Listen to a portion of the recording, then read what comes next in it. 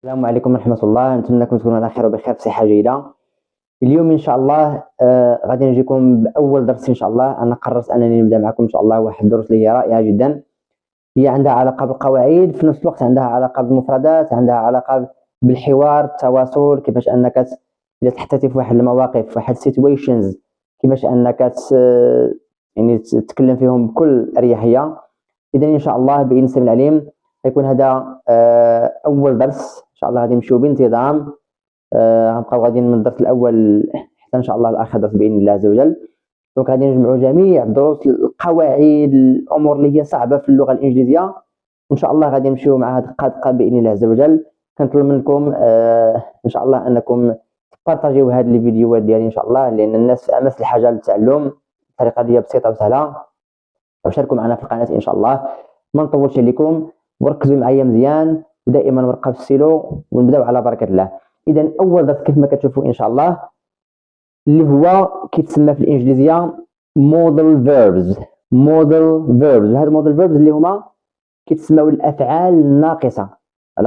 إذا هاد الأفعال الناقصة كنحتاجوا واحد الفعل ناقص بحال مثلا math، وكنحتاجوا التكملة ديالو اللي هو فعل رئيسي. اوكي، اذا اليوم ان شاء الله بينا غادي نشوفوا ثلاثه ديال الموديل فيربز، الافعال الناقصه اللي هما مهمين في الحياه ديالنا، وكيفاش اننا نستخدموهم بطريقه اللي هي بسيطه جدا. اذا ركزوا معي ان شاء الله، وكل واحد فيكم يصوب لي ان شاء الله جمله كتحتوي على هذه الافعال.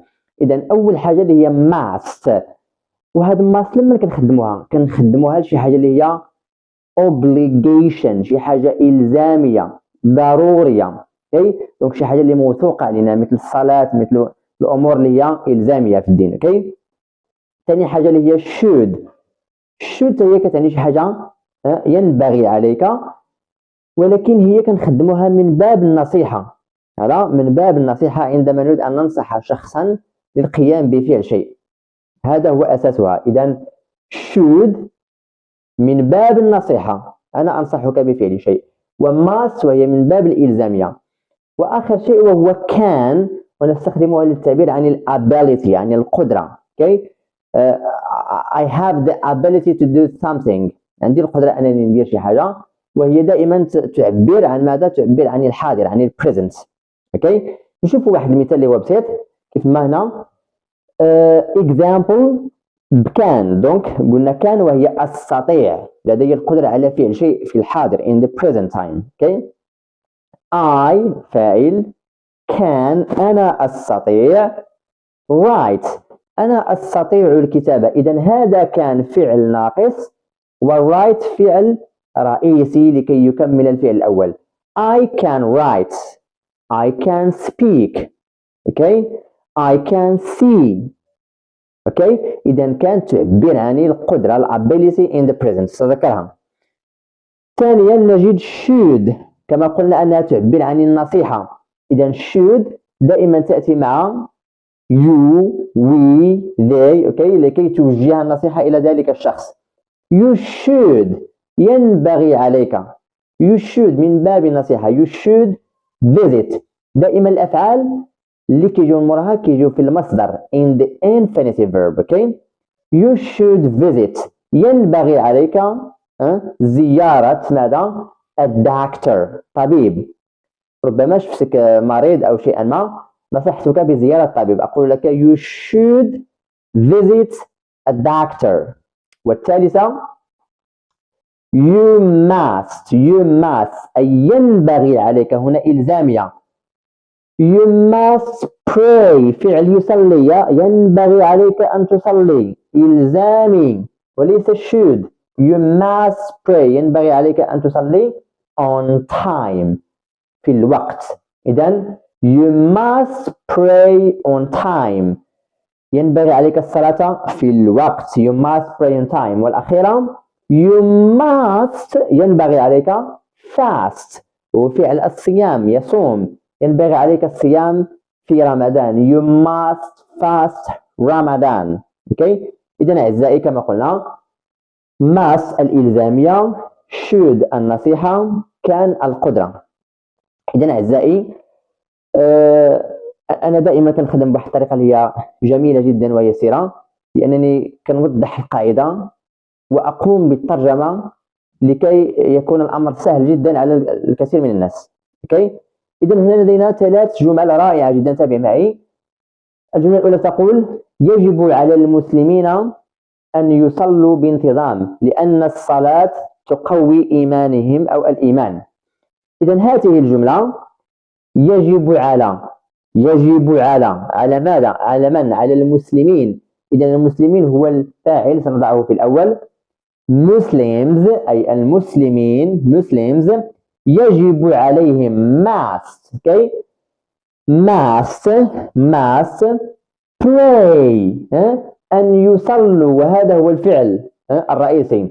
must pray يجب عليهم أن يصلوا بانتظام، يعني بانتظام بشكل منتظم. regularly بانتظام، لأن وهو رابط، ويعني because لأن ماذا؟ الصلاة. إذا كان الفعل يصلي فاسمه prayer الصلاة، because prayer لأن الصلاة ماذا؟ تقوي. فعل يقوي وهو فعل رائع جدا، ويعني strengthen يقوي يعزز. strengthen هنا أضفنا الاس لأن الصلاة مفردة. prayer strengthen ماذا؟ الإيمان أو إيمانهم. الإيمان وهو faith، وهي صفة ملكية تعود عليهم، their faith. إذا أعزائي، سأطلب منكم المساعدة، بغيتكم تعاونوني في ترجمة هذه الجمل المتبقية. إذا الجملة الثانية تقول: ينبغي أن نعامل الناس بلطف لأن الإسلام يعلم احترام الجميع. إذا أعزائي، ينبغي أن نعامل، من الفاعل هنا؟ من المتحدث؟ ينبغي على من؟ ينبغي علينا نحن. إذا نحتاج إلى ضمير فاعل we. إذا ينبغي أن نعامل الناس هنا، هل لدينا إلزامية أم نصيحة أم قدرة؟ ينبغي علينا أن نعامل الناس بلطف، وليس من باب الإلزام لكن من باب النصح. إذا ينبغي أن نعامل، هنا ستأتي should. very good. we should ينبغي علينا أن نعامل. إذا فعل يعامل وهو فعل الرئيسي، وهو يعني treat. we should treat فعل يعامل، تذكره معي. إذا we should treat ينبغي علينا أن نعامل الناس، وهو اسم جمع، هو people.